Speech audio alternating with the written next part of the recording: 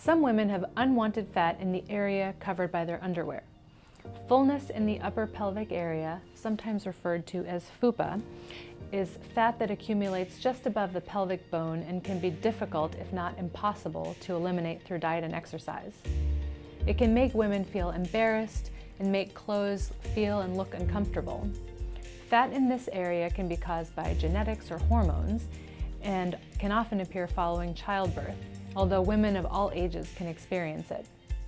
Liposuction to reduce fullness in the upper pelvic area typically has dramatic results with a limited recovery. Women will sometimes also have additional unwanted fat in the lower abdomen or around their waistline. If so, liposuction of these areas can be combined with upper pelvic liposuction. Other times, women are concerned about their appearance in tight-fitting clothing, like yoga pants and swimwear. Some women are interested in both a labiaplasty and liposuction. Again, these procedures can be performed together. The results make women feel much more confident about their appearance at the gym or the pool, and especially during intimacy. I want to assure women that this is a common concern and something I see regularly.